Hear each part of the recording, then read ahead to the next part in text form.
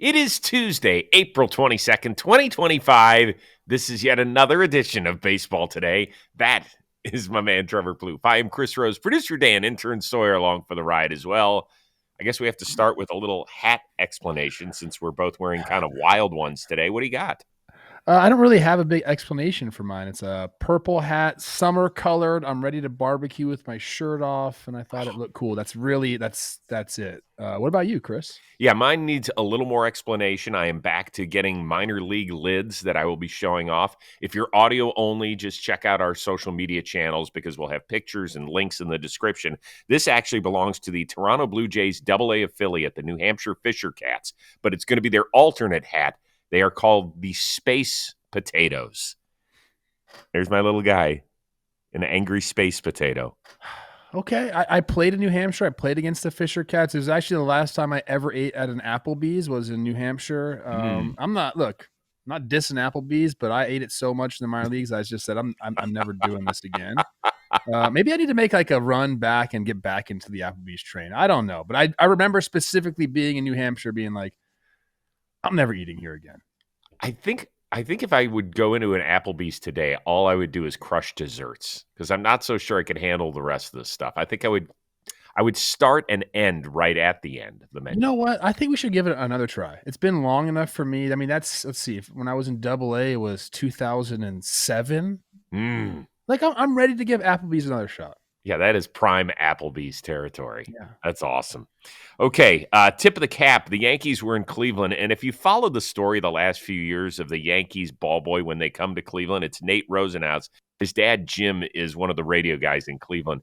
Well, you'll remember a few years ago, they showed him with long hair and the stash, and they apparently made him tuck in his hair because, he's the Yankees ball boy. Well, now they've got this new facial hair policy, so when they showed up in Cleveland on Monday night, oh my God, Nate.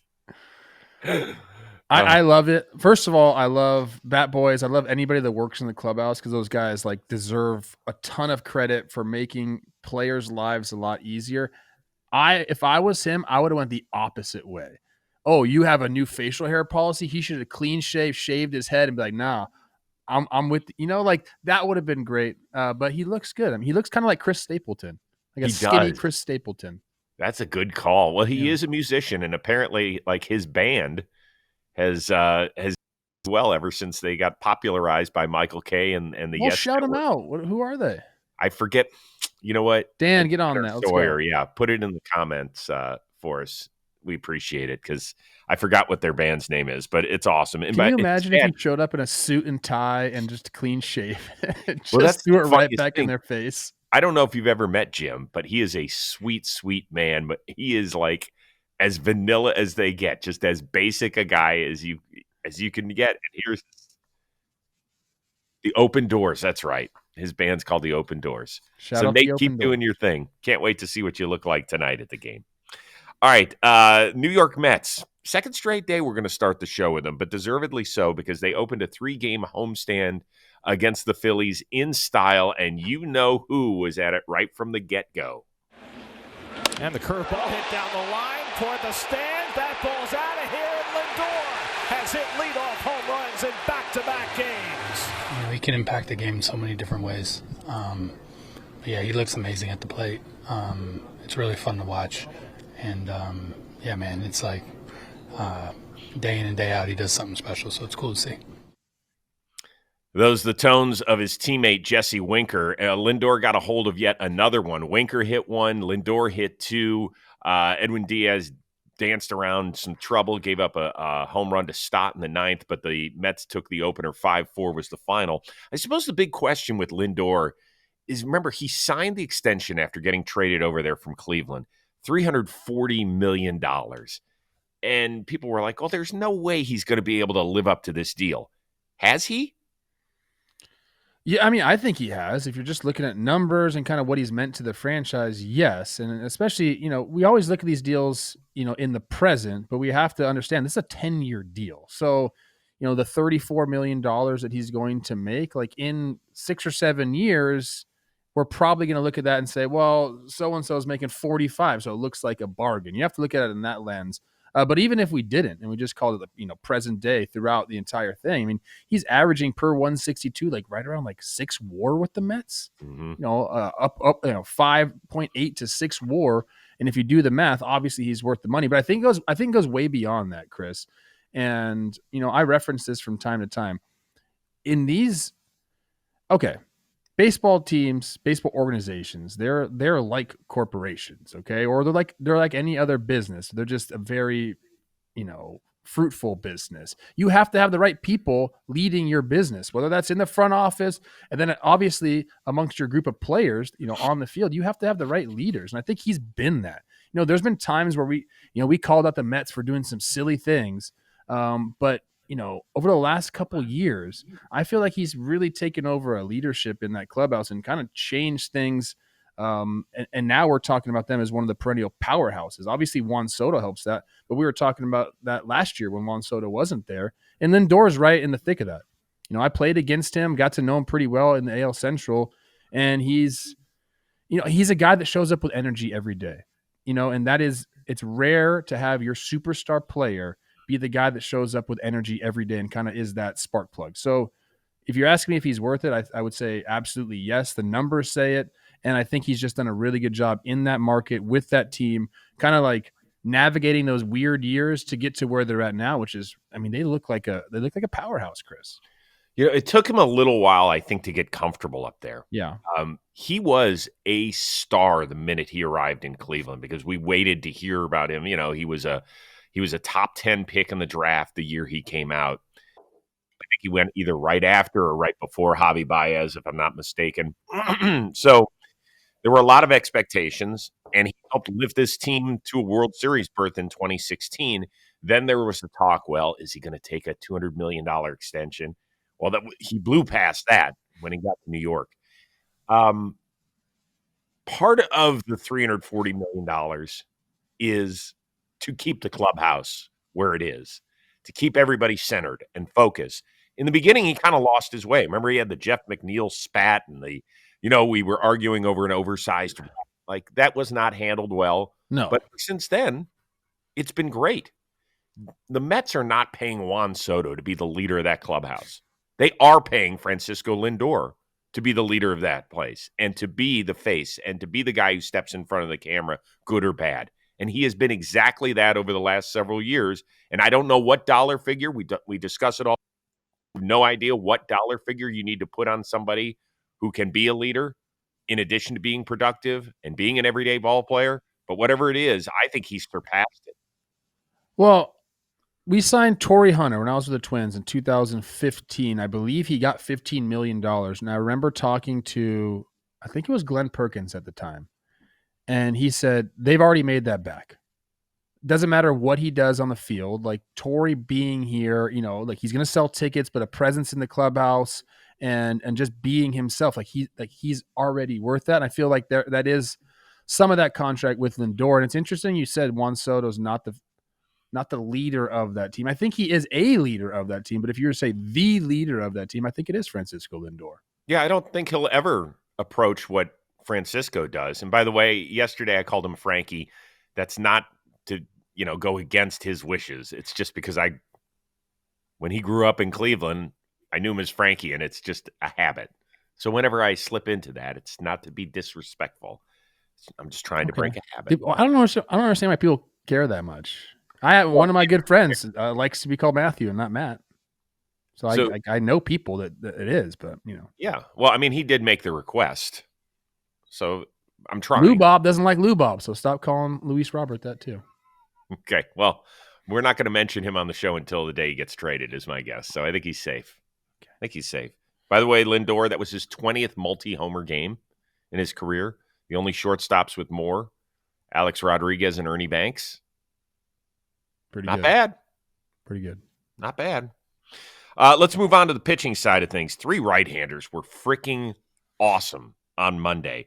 Max Meyer starting to live up to his billing as the 3rd pick in the 2020 draft.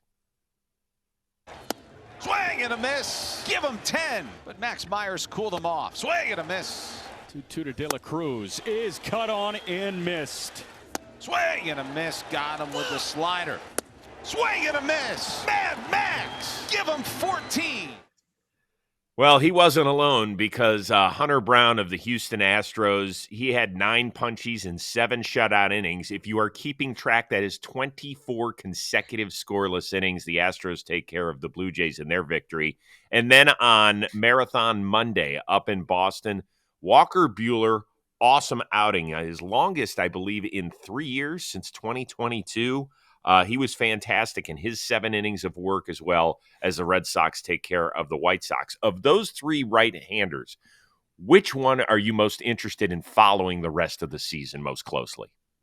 I'm going to go with Walker Buehler, and I think it's just I have a personal affinity for him. I called him the heir apparent in LA. I thought he was going to take the crown from Kershaw and be that guy, and he was definitely on track for that until he ran into some injury history.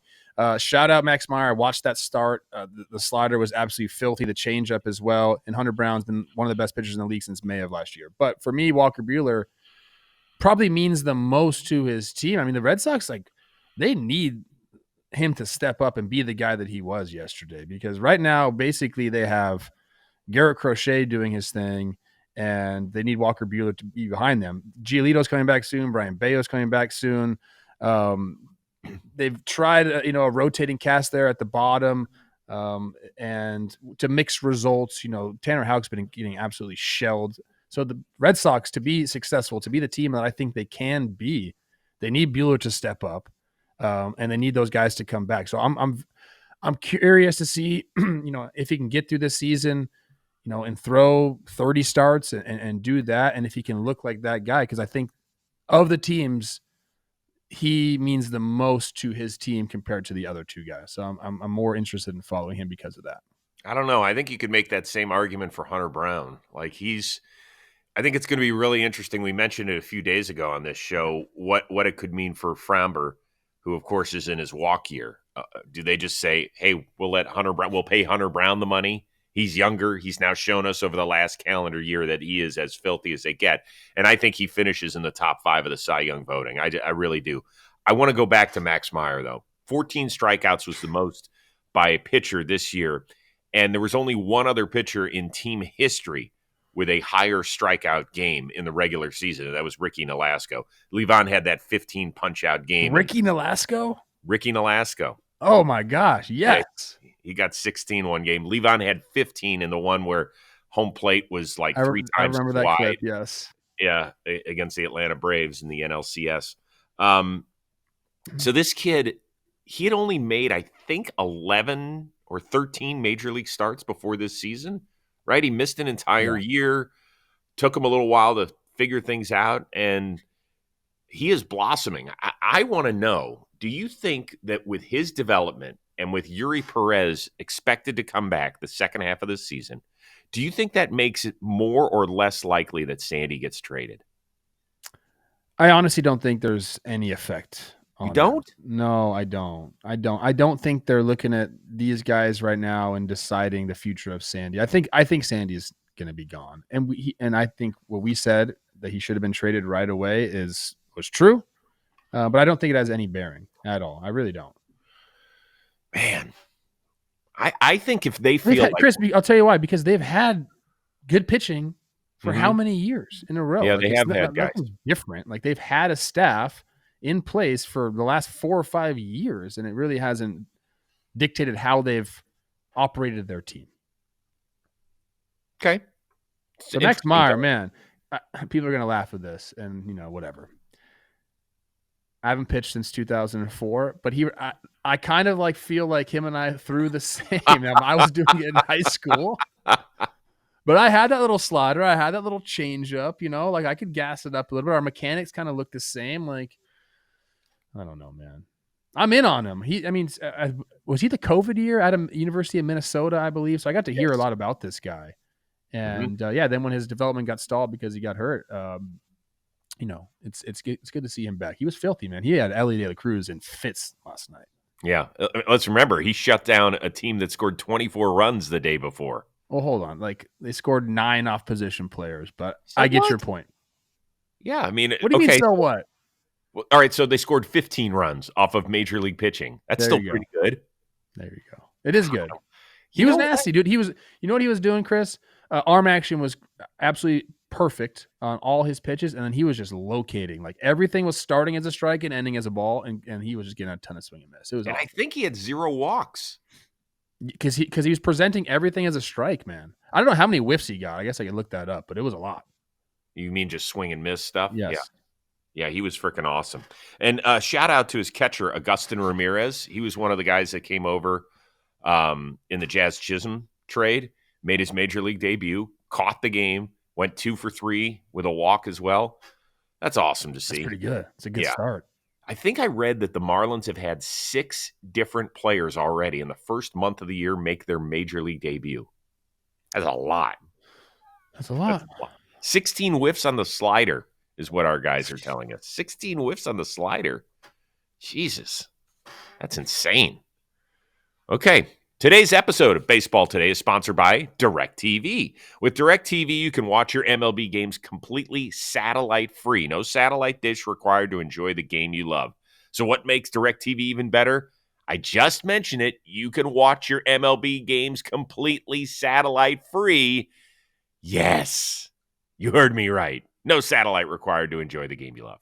Now, baseball isn't just a sport. We all know around here particularly, it is a passion. And DirecTV, it's your home for baseball. Ready to transform your baseball watching experience? Head on over to directtv.com/johnboy or scan the QR code on the screen to learn a little bit more. It's how I watch my baseball. You should do the same. It's DirecTV. Ding. Continue on. All right, I already mentioned that the Yankees were in Cleveland. It was an ALCS rematch, and Cleveland superstar, he was the man yet again on Monday night. The pitch. Swung at and hammered. High, deep to right. Away, back and go.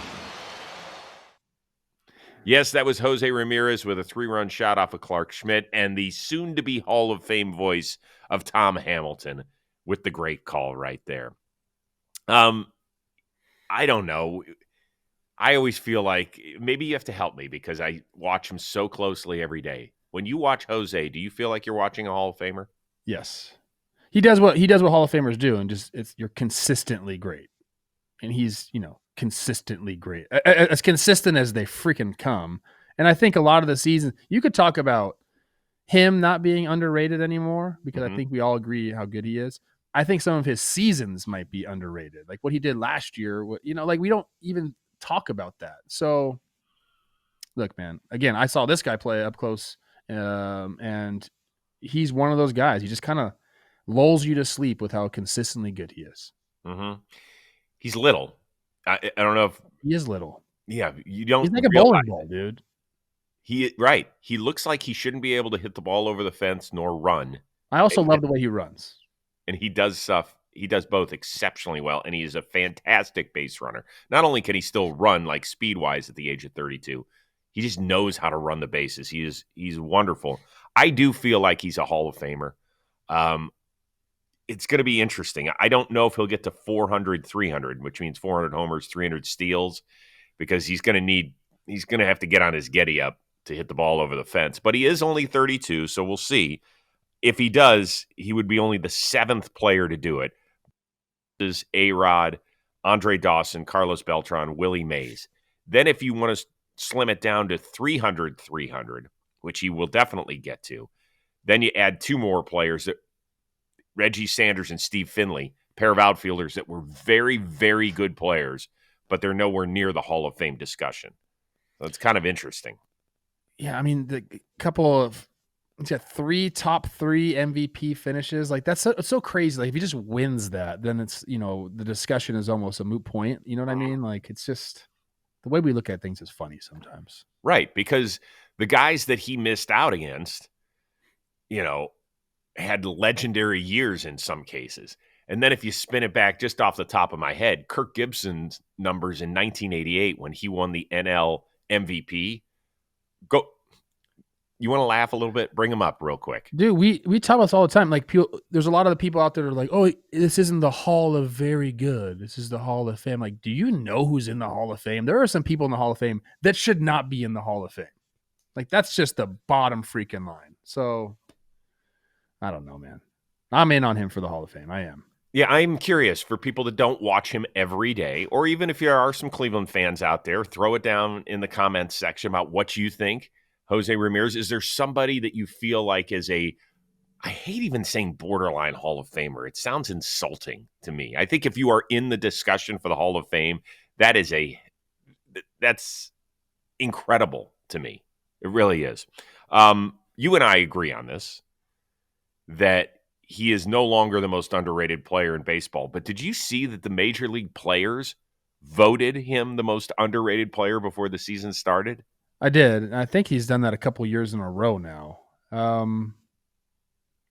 I think major league players don't really follow like what's going on out there in the Twitter sphere and everything, where people are now, the discourse around him now is obviously he's not underrated anymore. But if you're just on the field, it does feel like he gets overshadowed by some of the more, maybe some of the taller guys. I don't know, some of the more flashy guys, and maybe guys that don't play in Cleveland. Okay. So if he's not the most underrated, according to us, who is? This was a tough question. There's a lot of guys who I think are really underrated. Another guy in his team, I think Steven Kwan's really underrated. I'm going with William Contreras, and I think for a couple of different reasons. If you go back to 2022, kind of when he started, playing a little bit more, not playing every day, he just is running laps around the field, especially at the catcher position, for offense, for value. If you give him that time frame, in WOBA, he's the 19th ranked player. That's like one of the best stats that hitters look at right now. Every single person in front of him has a massive deal, a massive payday. I think he's making $6 million this year. You can go to WAR. He's 23rd in WAR in that time frame. And again, every single person in front of him has a massive deal. And ask the guys in Milwaukee the difference that he's made. I think that we do talk about him. He has made a few all-star teams. But I think he doesn't get talked about enough. And I also think because he has a brother with a similar name, people like kind of confuse the two. William has surpassed Wilson. And yeah, I think there's just a lot of numbers to support that he should be included when we talk about some of these guys that have these massive deals. So I'm going with William Contreras. I think that's a great answer. Great answer. I'm going to go with a pitcher, Michael King. Okay. He's been one of the top 5 pitchers in baseball since last May. But he didn't come out of nowhere. It's just he never had a defined role with the Yankees was the problem. Sometimes he'd be kind of like a fill-in starter. Guy went on the injured list. Oh, we could throw Michael King out there. He'll give us 5 innings. His numbers at the end of his New York career and now at the beginning of his San Diego stint are unreal. He's got each of the last 4 years, his ERA has been under 3. He's had double-digit Ks per 9 all 4 of those years. His ERA plus over 130 in his career. That's over 130. I didn't say 103, just above league average. 130. That makes him a damn good pitcher. 151 appearances in his career, only 54 starts. And I think that's part of the reason that we underappreciate him a little bit. But he's going to be very handsomely appreciated after this season when he's a free agent at the age of 30. Yeah, he's been absolutely lights out. Watching him pitch is a lot of fun. He's one of the more, like, if you're just tuning in for a game and you want to see the ball move in crazy ways, just watch Michael King pitch. I'm going to give one other person that's like stupid, but I actually do think it's true, and Dan's going to love this. I think Aaron Judge is underrated. I don't know. I don't think he's underrated. I think he is underrated in like the scope of the magnitude of what he really is doing on the baseball field, not just offensively, but all over, but obviously mostly offensively. I think we're looking at one of the best right-handed hitters to ever play the game. And I don't think we think of him that way yet. And we will. God, I don't know if underrated is the right term. Is it because he plays for New York and because he's been at the forefront of the discussion that people are just tired of him? We use the fatigue word a lot. We wouldn't put him in the same discussion as a Manny Ramirez, as a Miguel Cabrera. We would. As a Albert Pujols. I don't think people do in discourse. And I don't know if they're waiting for more years or whatever it is, but very much in those discussions. Well, in And terms Dan is of saying he's better than all of them. But I don't think people think of him like that yet. well, okay. So let's go backward a little bit. Okay. Miguel Cabrera had his moments even as a 20-year-old in the playoffs with the Marlins. Oh, you're going here? Well, no, but I think that this is part of the narrative. Okay. Albert Pujols had a 3-homer game and won Cooksy, 2 rings Rosie, in go St. for it. Louis. He had a 3-homer game in the World Series and won 2 rings in St. Louis.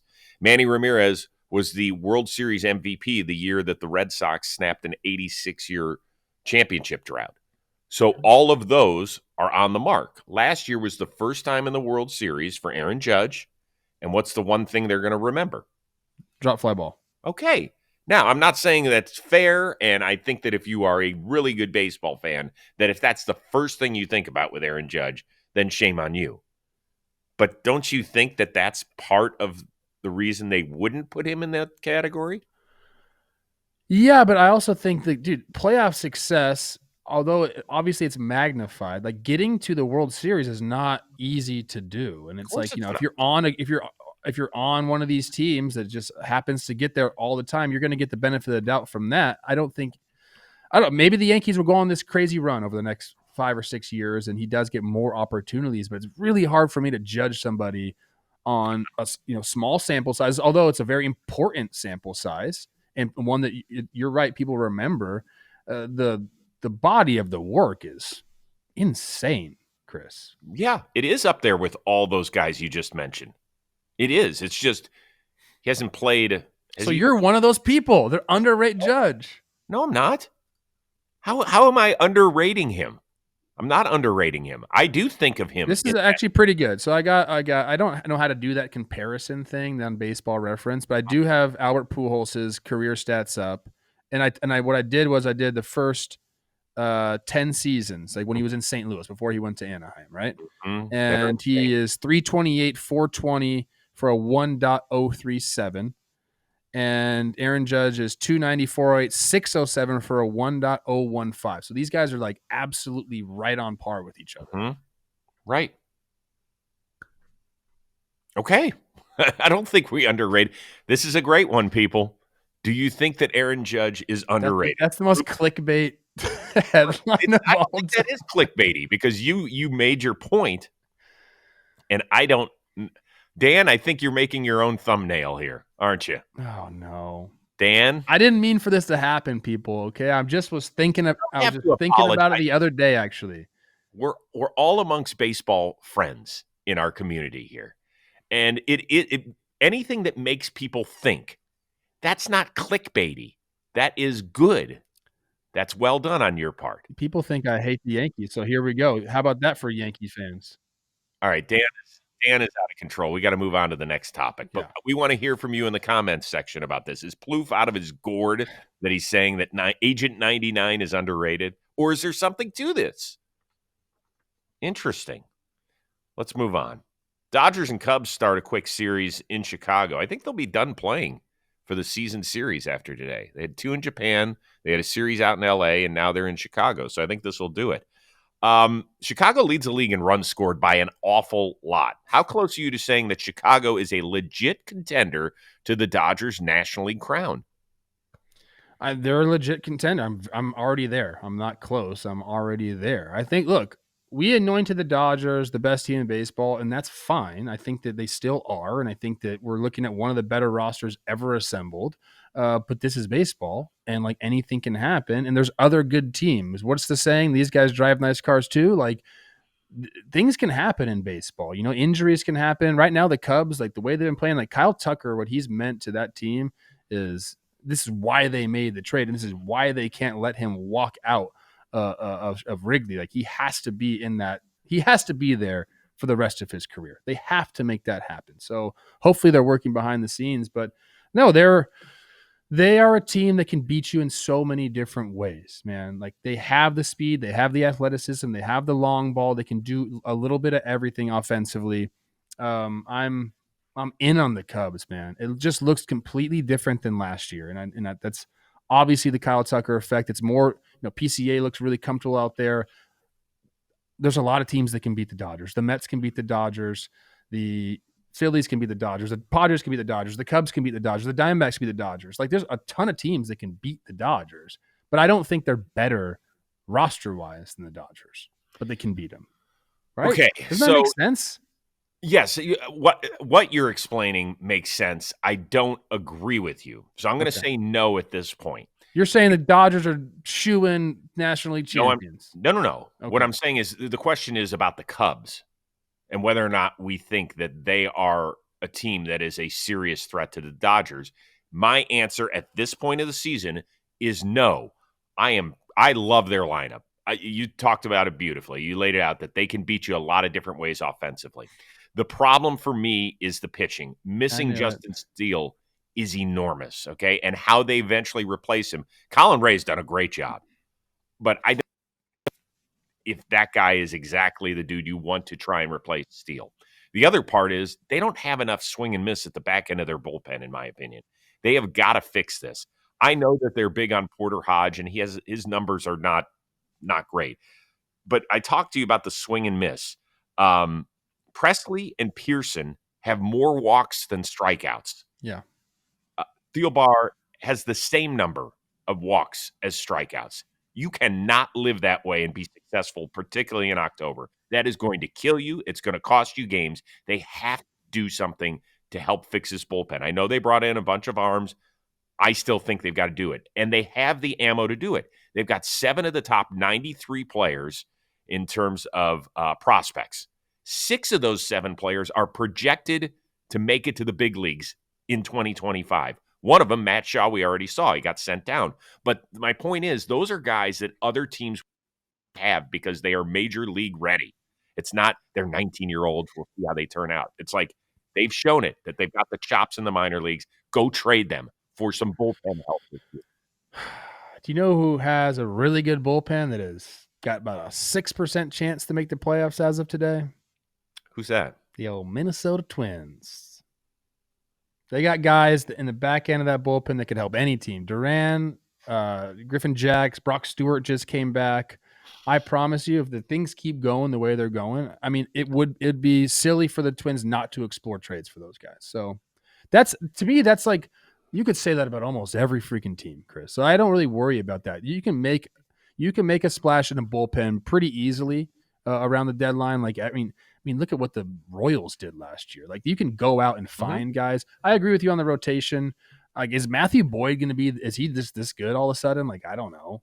But I think you're right. They can use a starting pitcher. I think the bullpen will figure itself out. I think they will go make a trade and get somebody there. But I look at this team overall, and I think yes, they can do it. Okay. Yesterday, something caught my eye. Marquee Network, who, of course, carries the Cubs regionally, sent out a tweet. I got to find it now. Here it is. That Baseball Reference, heading into Monday's action, gave the Cubs the best chance to win the World Series at more than 17.5%. Wow. The Dodgers were like 10th on the list at 3.1%. Okay. I mean, that is a substantial difference. That's insane. How that calculation. Hey, computers, love you. Sometimes you're wrong. I'm sorry. Well, did somebody input data wrong or something? It can't be that much disparity between the Cubs and the Dodgers, can it? Love you, computer. Love you, love you, love you. Okay. Last thing, we just spent a lot of time talking about prospects. The A's top prospect, Nick Kurtz, reportedly on his way to the show. After just 32 minor league games, he was drafted 4th overall out of Wake Forest a season ago. We're going to use the scouting scale. That is 1 to 80. How excited are you? I don't know if 1's the low end. Is it 20 is the low end? I forget. But whatever. Yeah, I think it's 20-80 scale. I don't get like super excited about any prospects. I need to see it. So I'm going to go. Look, I like this guy. He's 6'5" and mashes the baseball. I love that for them. I'm going to go 60. That's really high for me. Really high. It's really high for me. I'm excited to see it. I'm excited to see what they're going to do. Does that mean Brent Rooker's back out in left field? Because I gave an award the other day on Talking Baseball called the LaFlame Shift Award. And it's this thing I saw on Instagram. Okay. You want to hear this? It's pretty good, Chris. This guy wrote like a TV show. And it's about like a woman getting into baseball, and she wants to like make her mark to show that she's, got the chops for it or whatever. I don't know. And they come up with a shift where you have two good outfielders and you have one guy that just bangs the ball around. And then depending on the tendency of the hitter where he hits in the outfield, you'll switch the right and the left fielder. So you'll put the guy like the bad outfielder in left field. And if the hitter ends up, his tendency is to pull the ball to the left side, they'll move him to right field and bring the good outfielder over to maybe the A's would do something like that, wouldn't they?